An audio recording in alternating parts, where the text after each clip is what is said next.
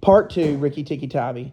That night, dinner, walking to and fro among the wine glasses on the table, he might have stuffed himself 3 times over with nice things. But he remembered Nag and Nagina, and though it was very pleasant to be patted and petted by Teddy's mother and to sit on Teddy's shoulder, his eyes would get red from time to time. He would go off into his long war cry of Rikki-tiki-tiki-tick. Teddy carried him off to bed and insisted on Rikki-tiki sleeping under his chin. Rikki-tiki was too well bred to bite or scratch, but as soon as Teddy was asleep, he went off to the nightly walk around the house. In the dark, he ran up against Chuchundra, the muskrat, keeping around the wall. Chuchundra was a broken-hearted little beast. He whimpers and cheeps all night long, trying to make up his mind to run to the middle of the room, but he never gets there. "Don't kill me, Chuchundra," almost weeping. Rikki-tiki, don't kill me." "Do you think snake killers kill muskrats?" said Rikki-tiki scornfully. "Those who kill snakes get killed by snakes," said Chuchundra, more sorrowfully than ever. "And now I'm sure to be Nag won't mistake me for you some dark night." "There's not the least danger," said Rikki-tiki, "but Nag is in the garden, and I know you don't go there. My cousin Chua, the rat, told me Chuchundra, and then he stopped." "Told you what?" "Hush, Nag is everywhere." "Rikki-tiki, you shouldn't have talked to Chua in the garden." "I didn't, so you must tell me quick, Chuchundra, or I'll bite you." Chuchundra sat down and cried till little tears rolled off his whiskers. "I'm a very poor man," he sobbed. "I never had a spirit enough to run into the middle of the room." Shush, I mustn't tell you anything. Can't you hear, Rikki-tiki?" Rikki-tiki listened. The house was still and as still, but he thought he could hear and catch the faintest scratch on the world. A noise as faint as a wasp walking in the window pane. The dry scratch of the snake's scales in the brickwork. "That's Nag or Nagina," he said to himself. "He's crawling into the bathroom sluice." "You're right, Chuchundra. I could have talked to Chua. He stole off Teddy's bathroom, but there was nothing there. And then in Teddy's mother's bathroom, at the bottom of the smooth plaster wall, there was a brick pulled out to make a sluice for the bath water. As Ricky stole into the masonry curb where the bath is put, he heard Nag and Nagina whispering together outside the moonlight. "When the house is empty to people," said Nagina to her husband, "we will have to go away, and then the garden will be our own. Go quietly and remember that the big man who killed Karat is still the first one to bite. Come out and tell me, and we will hunt for Rikki-tiki together."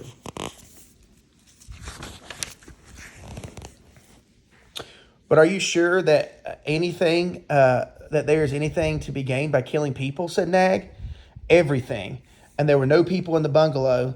Did we have any mongoose in the garden? So long as the bungalow is empty, we are king and queen of the garden. And remember that as soon as our eggs in the melon bed hatch, as many as they may tomorrow, our children will need room and quiet." "I had not thought of that," said Nag. "I will go, but there is no need that we should hunt for Rikki-tiki afterward. I will kill the big man and his wife and the children if I can, then come away quietly. Then the bungalow will be emptied and Rikki-tiki will go."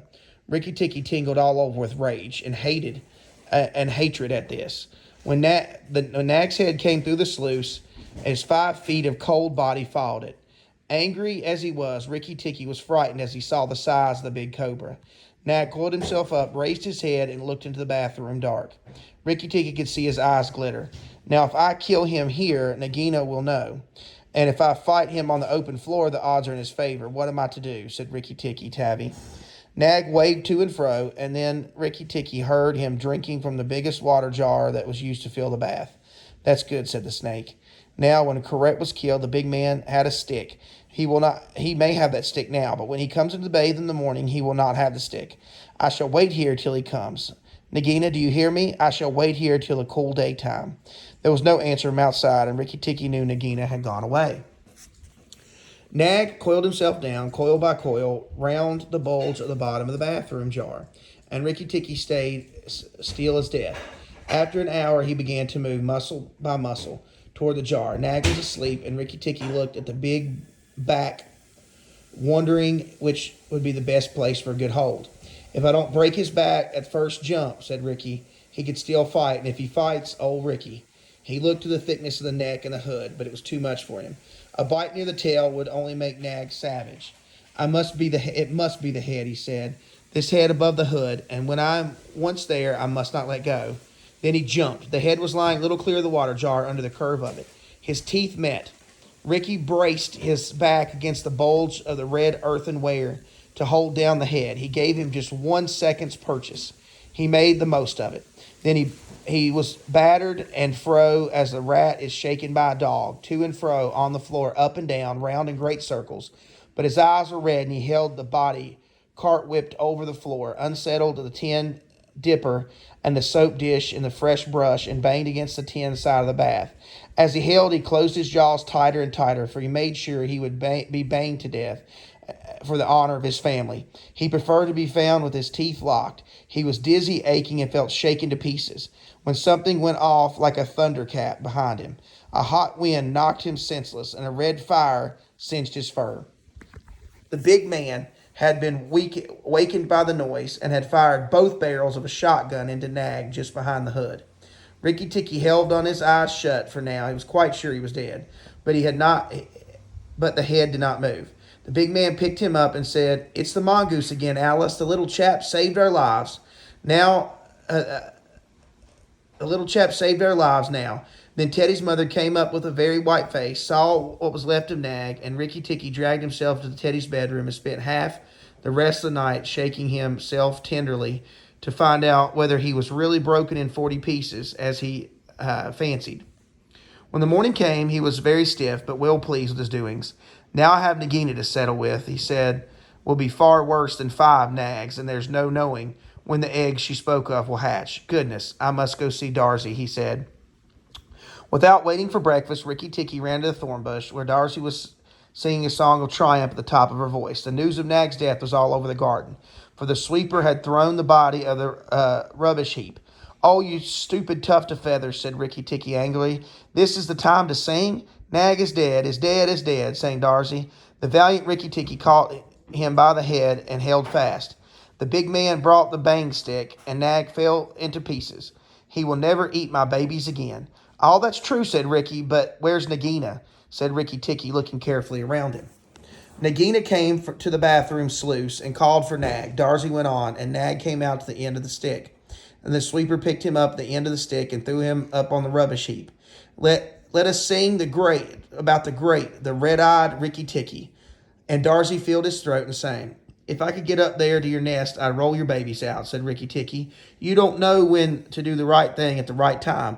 You're safe enough in the nest there, but it's war for me down here. Stop singing for a minute, Darsy." "For the great, beautiful Rikki-tiki's sake, I will stop," said Darsy. "What is it, old killer of terrible Nag? Where is Nagina for the 3rd time?" "On the rubbish heap by the stables, mourning for Nag. Great is Rikki-tiki with the white teeth. Brother, my white teeth, have you ever heard where she keeps her eggs? In the melon bed, on the end nearest the wall, where the sun strikes nearly all day. She hid them there weeks ago." "And never thought about it. It's worthwhile to me. The end of nearest wall," you said. "Rikki-tiki, you are not going to eat her eggs?" "Not exactly. No, Darsy, if you have a grain of sense, you'll fly over to the stables, pretend that your wing is broken, and let Nagina chase you away into the bush. I must go to the melon bed, and if I'm there now, she'd see me."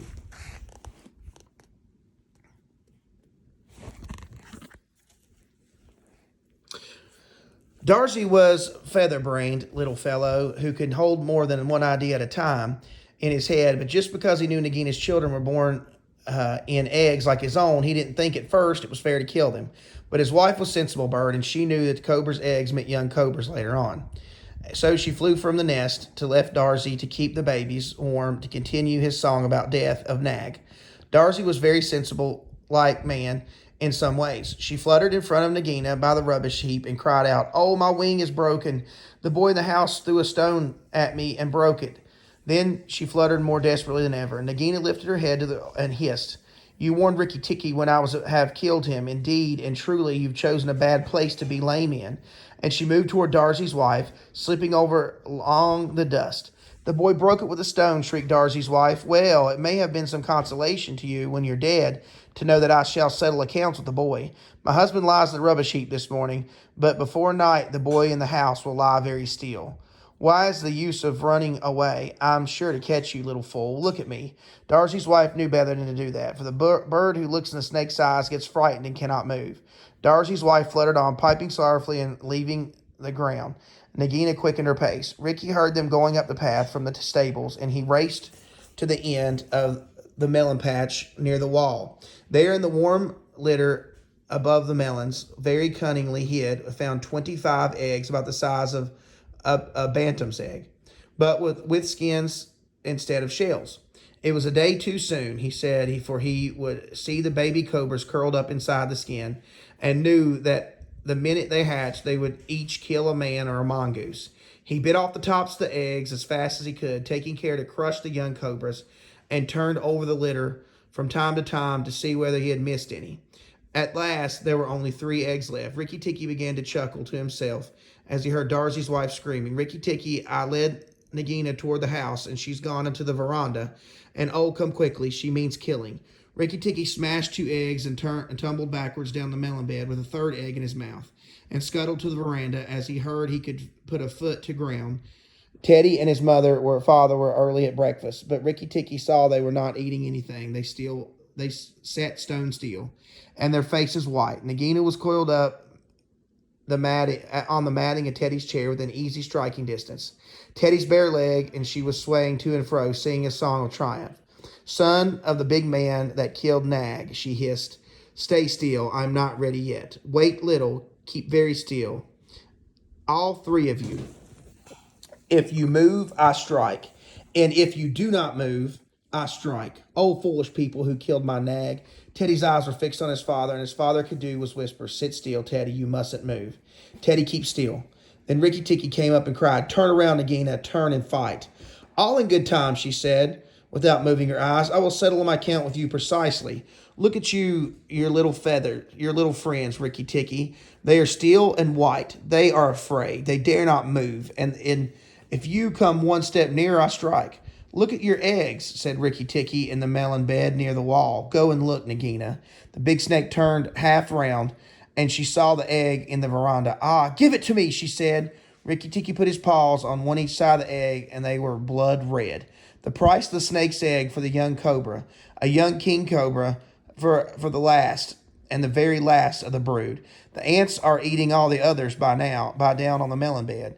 Nagina sprung around, forgetting anything that the snake of the one egg that Rikki-tiki saw. Teddy's father shoot out a big hand, catch Teddy by the shoulder, drag him across the table with the teacups safe out of reach of Nagina. "Tricked! Tricked! Tricked!